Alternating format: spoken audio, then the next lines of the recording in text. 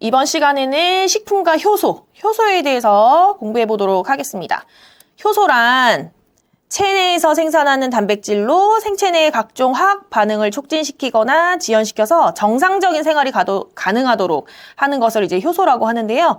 이 효소를 어디에 이용을 하는지 보도록 하겠습니다. 효소를 식품에 첨가하는 경우 육류 연화를 위해서 프로테아제를 첨가한다. 이거는 단백질 분해 효소예요. 단백질 분해 효소. 우리 돼지고기나 소고기를 재우거나 양념할 때 이 단백질 분해 효소, 식품인 뭐 키위나 파인애플 이런 것들을 넣잖아요. 이때 이제 프로테아제를 첨가하면 단백질이 분해될 수 있어서 육류 연화에 도움을 준다라고 보시면 되겠습니다. 그리고 효소 반응에 영향을 미치는 인자 한번 볼게요. 온도는 효소의 최적 온도는 30도에서 40도이고 일부 내열성 효소는 70도에서 활성이 유지된다 라고 보시면 되겠고요. 자, 그럼 중요한 부분 한번 보고 넘어갈게요. 자, 소화와 흡수.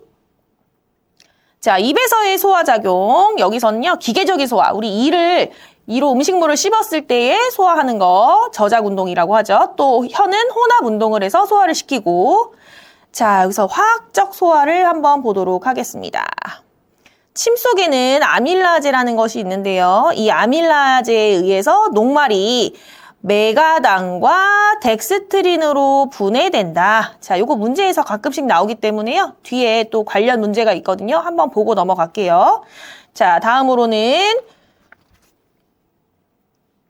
여기 아랫부분에 나오는 위에서의 소화작용, 췌장, 소장의 소화작용은 한 번씩 읽어보시면 되겠습니다. 관련 문제에서 보도록 하고요. 또 뒷부분에 또 나오기 때문에 다시 한번 뒤에서 설명해 드리도록 하겠습니다.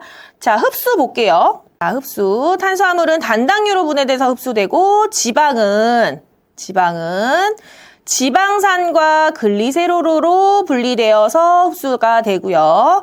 단백질은 아미노산으로 분해돼서 흡수된다. 자, 그리고 여기 합격 팁 볼게요. 합격 팁. 자, 우리 그 알코올 있죠? 술은요. 1g당 7칼로리의 열량을 내고요. 위에서부터 소화된다. 요것도요. 문제에서 가끔씩 나와요. 그러니까 한번 알고 계셔요. 알코올은 1g당 7칼로리의 열량을 낸다는 거. 자, 그리고 소화 과정의 순서. 입을 통해서 식도로 내려가고요. 위, 소장, 대장, 직장, 항문으로 이렇게 소화 과정을 거친다. 자, 그럼 효소와 관련된 문제 한번 보도록 하겠습니다. 3번 문제 한번 보도록 할게요. 침에 들어있는 소화효소의 작용은 1번 전분을 메가당으로 변화시킨다. 2번 단백질을 펩톤으로 분해시킨다.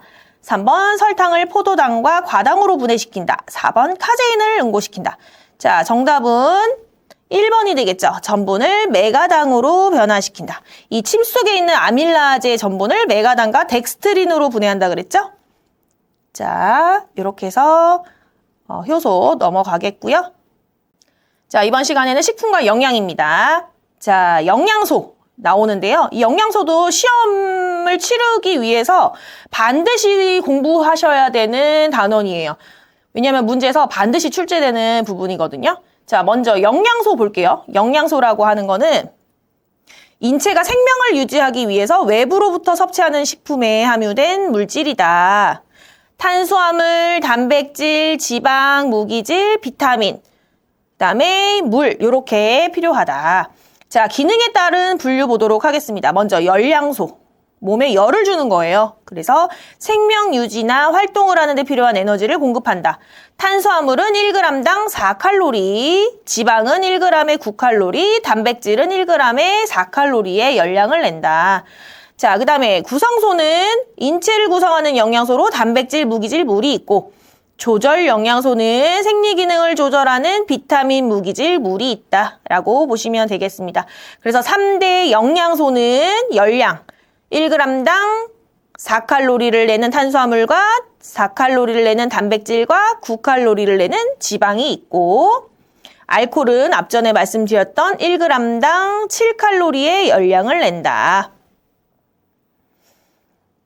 자, 그러면 아랫부분 쭉 여기 식품 구성 자전거 그 다음에 요거 한번 볼게요. 가볍게 한번 읽어보시면 됩니다. 자, 그 다음에 5번 한번 보도록 할게요. 영양 섭취 기준. 건강을 최적의 상태로 유지하고 질병을 예방하기 위해서 섭취해야 되는 영양소의 기준입니다. 자, 두 번째 권장 섭취량 한번 볼게요.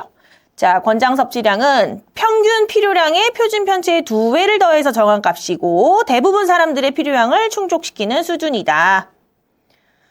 자, 식단 작성 볼게요. 우리 식단을 작성할 때의 순서, 영양 기준량을 산출하고요. 그 다음에 섭취 식품량을 산출해서 3식을 배분한다. 이 순서 한 번씩 보셔야 되겠고요. 자, 그럼 식단을 작성하는 목적이 무엇이냐? 첫 번째, 영양과 기호의 충족, 식품비의 조절 및 절약, 식품의 안전성, 또 시간과 능률의 효율성, 요 목적으로 식단 작성을 한다. 라고 보시면 되겠습니다. 관련 문제 한번 보도록 할게요. 자, 3번 한번 볼까요? 영양소 중에서 체내 대사 과정을 조절해주는 영양소가 아닌 것은, 조절소가 아닌 것은 찾으면 됩니다. 자, 조절소가 아닌 것은 1번 탄수화물, 2번 비타민, 3번 무기질, 4번 물. 답은 1번이 되겠죠. 자, 1번 탄수화물은 몸에 열을 내주는 열량소입니다. 1g당 4칼로리를 내주죠. 그래서 답은 1번이 되겠습니다. 이번 시간에는 음식 구매 관리에 대해서 공부해 보도록 하겠습니다. 음식 구매 관리는 시장조사, 구매 관리, 검수 관리, 원가 이렇게 있습니다. 여기서는요. 크게 외워야 되는 것들은 그게 비중이 많이 없으나 그래도 우리 조리 공부를 하시는 분들은 한 번쯤은 알고 이해하고 넘어가셔야 되는 부분들이 많으니까 꼭 한 번씩 다 읽어보셔야 됩니다. 이론 책에 나와 있는 부분을요. 자, 그러면 시장조사 및 구매관리 먼저 보도록 하겠습니다. 자, 시장조사를 하는 원칙 별 3개가 되어 있죠. 자, 한번 볼게요. 비용 경제성의 원칙. 시장조사에 소요되는 비용을 최소화하기 위한 자, 조사 적시성의 원칙, 업무를 수행하는 기간 내에 시장조사를 마무리한다. 조사 탄력성의 원칙, 가격이나 수급 상황에 변동됐을 때 상황에 대처하는 원칙, 조사 계획성, 사전에 시장조사의 구체적인 계획을 수립한다. 조사 정확성의 원칙, 정확한 정보를 바탕으로 조사한다. 이런 원칙으로 시장조사를 한다라고 보시면 되겠고요. 자, 식품의 구매관리 보도록 하겠습니다. 구매관리, 식품을 어떻게 구입하냐. 우리 조리를 하려면 물건을 구입하잖아요. 그 물건을 구입하는 방법 한번 볼게요. 3번, 식품 구매 방법. 읽어보시면 몰랐던 부분을 알게 되는 부분도 있고 또는 알고 있는 부분도 있을 거예요. 그래도 다시 한번 보고 넘어가 보도록 하겠습니다. 원가 절감을 위해서 보존에 문제가 없다. 그러면 대량이나 공동으로 구매한다. 그 다음에 폐기율, 버리는 부분에 중요한 비가시, 부율 등을 고려해서 구매한다. 건어물이나 공유, 공산품 이런 것들은 부패의 우려가 없죠. 그렇기 때문에 한 달분을 한꺼번에 구매한다. 식품의 가격과 출애표에 유의한다. 신선도가 중요한 것은 수시로 구매한다. 과일은 원산지 품종을 확인해서 필요할 때마다 수시로 구매한다. 육류는 중량과 부위에 유의해서 일주일분을 구매해서 냉장 보관한다. 가공식품은 제조일과 소비기한을 확인한다. 몰랐던 부분도 있지만 반드시 이제 좀 알고 넘어가도록 하겠습니다. 자, 다음으로는요. 자, 합격 팁 한번 보도록 할게요. 자, 폐기율이라는 게 나와 있죠. 자, 이 폐기율이라는 것은 무엇이냐?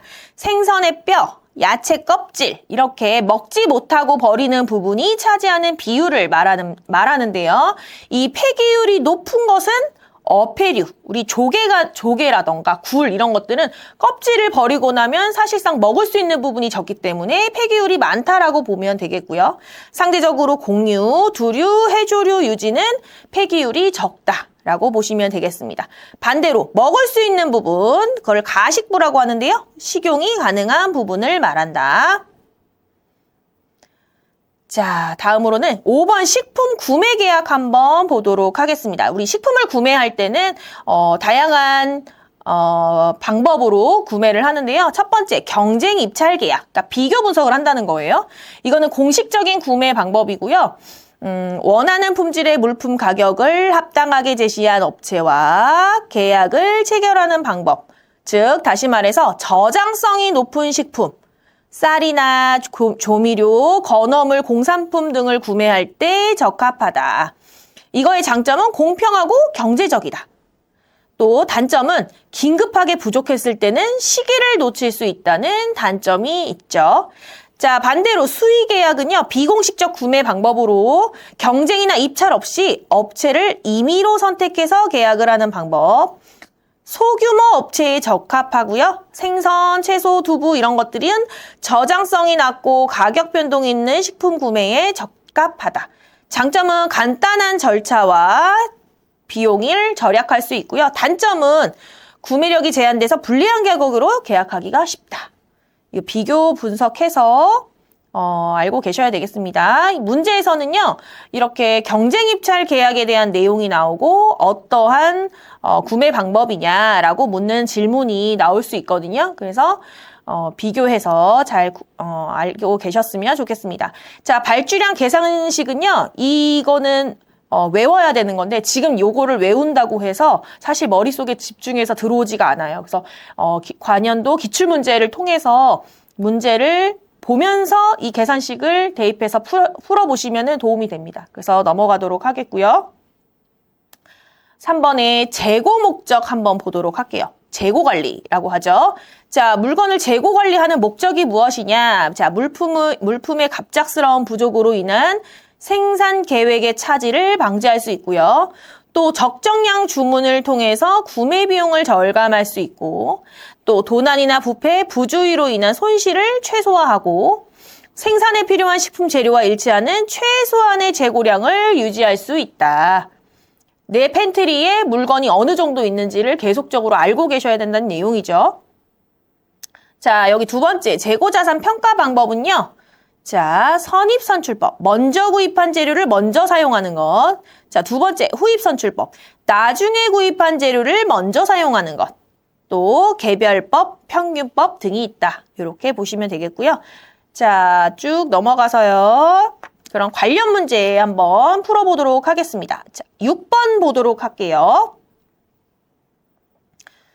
식품의 구매 방법으로 필요한 품목과 수량을 표시해서 업자에게 견적서를 제출받고 품질이나 가격을 검토한 후에 낙찰자를 정해서 계약을 체결하는 방법은 무엇일까요? 1번 수의계약, 2번 경쟁입찰, 3번 대량구매, 4번 계약구입.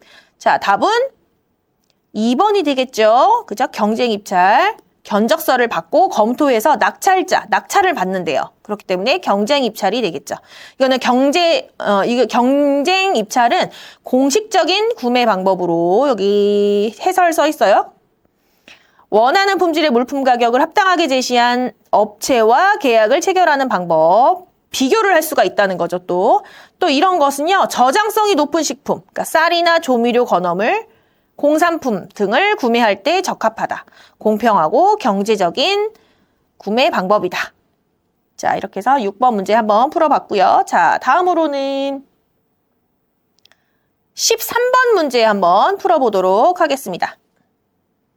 자, 시금치나물을 조리할 때 1g당 80g이 필요하대요. 식수 인원이 1,500명이고요. 그러면 적합한 시금치는 얼만큼 발주를 해야 되냐. 단, 시금치의 폐기율은 5%이다. 폐기율은 아까 말씀드렸죠? 버리는 부분의 중량. 시금치를 한 단을 사면은 우리 그 시금치 뿌리나 이런 것들을 정리해서 버리잖아요. 그럼 버리는 부분이 5%다. 이런 내용이에요. 자, 이 문제는요. 앞전에 나와 있는 그 공식이 있어요. 자, 문제 보시면요. 해설 볼게요. 13번의 해설. 자, 요게 이제 공식이에요. 자, 여기에 대입만 해서 푸시면 돼요. 100 마이너스 폐기율은 여기 5%라고 돼 있죠. 시금치의 폐기율 5%. 5% 분의 정미량이 80g이라고 돼 있죠. 80 곱하기 100 곱하기 인원수 1,500명. 요거를 푸시면 되겠습니다. 그러면 127kg이 나옵니다. 그래서 답은 127kg. 답은 3번이 되겠습니다. 자, 이렇게 해서 시장조사 및 구매관리를 마치겠습니다.